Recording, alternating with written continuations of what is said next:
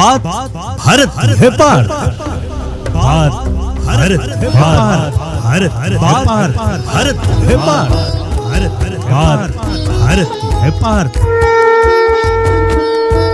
रॉय के साथ royal FM पर एक बार फिर से हो रही है आपसे मुलाकात और आज के ऑडियो पॉडकास्ट सीरीज बात भारत की है पार्ट के दूसरे अंक में मैं कर रहा हूं आप सभी का इस्तकबाल, सुस्वागतम, नमस्कार। वरिष्ठ प्रसारण कर्मी, आकाशवाणी से सेवानिवृत्त कार्यक्रम अधिकारी, संस्कृत के प्रकांड पंडित और सनातन संस्कृति संपोषक श्री पार्थसारथी थपलियाल के लेखों का वाचन स्वरूप लेकर मैं आपके समक्ष बात भारत की है पार्ट लेकर उपस्थित हूं दूसरे अंक के साथ। तो शुरुआत करते हैं, हम और आप मिलकर सुनते हैं आज का दूसरा अंक और अंक का शीर्षक, जी हां, सृष्टि बनने के अनेक विचार, बात भारत की है पार्ट। संभवतः जिन लोगों ने धारावाहिक भारत एक खोज का शीर्षक देखा होगा या सुना होगा उन्हें ये पंक्तियां तो याद ही होंगी। सृष्टि से पहले सत नहीं था, असत भी नहीं, अंतरिक्ष भी नहीं था, छिपा था क्या, कहां किसने ढका था। ये कविता ऋग्वेद के नासदीप सूक्त का सार है। सृष्टि का बनना मानव चिंतन का एक अत्यंत प्राचीन एवं गहन विषय रहा है।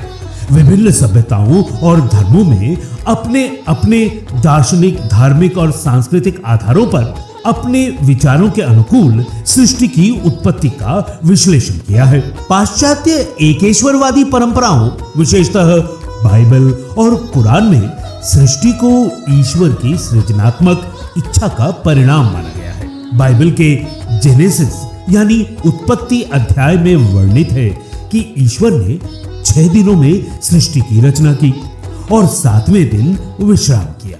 इसी प्रकार से कुरान में भी कुन फयकुन, हो जा और वो हो जाता है, कि सिद्धांत के माध्यम से ईश्वर की सर्वशक्तिमान सृजनात्मक शक्ति का वर्णन मिलता है। इन परंपराओं में सृष्टि का आरंभ एक निश्चित समय में हुआ और उसका अंत भी नियत है।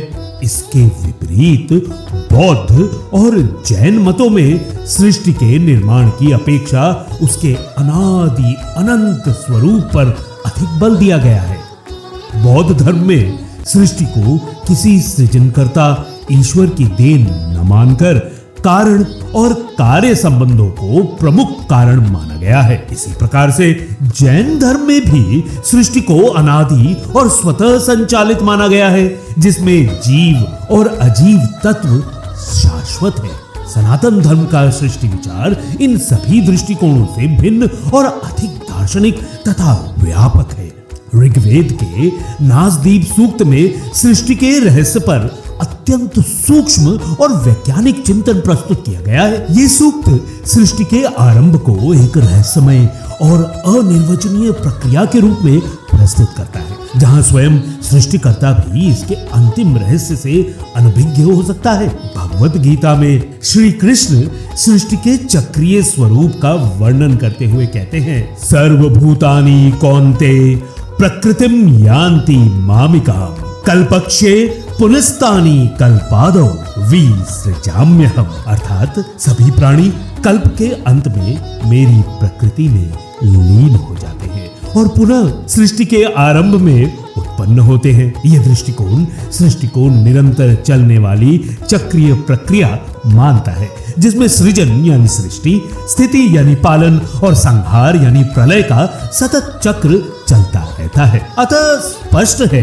कि जहां अन्य धर्म सृष्टि को एक बार घटित होने वाली घटना के रूप में देखते हैं, वहीं सनातन दर्शन इसे अनादि अनंत चक्रीय और गूढ़ रहस्य के रूप में स्वीकार करता है। छांदोग्य उपनिषद में सृष्टि के प्रारंभ का वर्णन करते हुए कहा गया है, सदैव सौम्य इदमग्र आसीदेकमेव अद्वितीयम्। अर्थात हे श्वेत केतु, ये जगत प्रारंभ में केवल ब्रह्म था, एकमेव अद्वितीय। इसके पश्चात उस ब्रह्म में ये इच्छा उत्पन्न हुई, इकोहम भविष्यामः, अर्थात उसने सोचा मैं अनेक हो जाऊं सृष्टि करो। इस मंत्र का दार्शनिक आशय ये नहीं है कि ब्रह्म में कोई अपूर्णता थी जिसे पूर्ण करने के लिए सृष्टि की आवश्यकता हुई, अपितु ये लीला उसी ब्रह्म की है जैसे ईशोपनिषद में उस मंत्र में है जो कहता है पूर्णमदः पूर्णमिदं पूर्णात्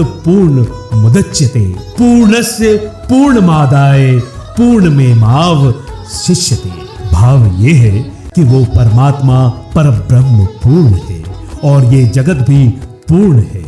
उस पूर्ण ब्रह्म से ये पूर्ण जगत उत्पन्न होता है। उस पूर्ण में से पूर्ण को निकाल लेने पर भी वो पूर्ण ही बना रहता है। आधुनिक वैज्ञानिक सिद्धांतों जैसे बिग बैंग और साइक्लिक यूनिवर्स से भी सामंजस्य स्थापित करता है। इस प्रकार सनातन धर्म का सृष्टि विचार विश्व के दार्शनिक चिंतन में अद्वितीय और समय समग्र स्थान रखता है। गहराई से सोचे केवल पदार्थ का रूप बदल जाता है। ऋग्वेद में भी यह विचार मिलता है। एकम सत विप्र बहुधा वदन्ति। सत्य एक है, ज्ञानी उसे अनेक रूपों में कहते हैं। इस विषय पर आगे भी हम बात करते रहेंगे, तो सुनते रहिएगा हमारा ऑडियो पॉडकास्ट बात भारत की है पार्थ। अगले अंक में फिर होगी आपसे मुलाकात रॉय के साथ रॉयल एफएम पर। बात भारत की है पार्थ।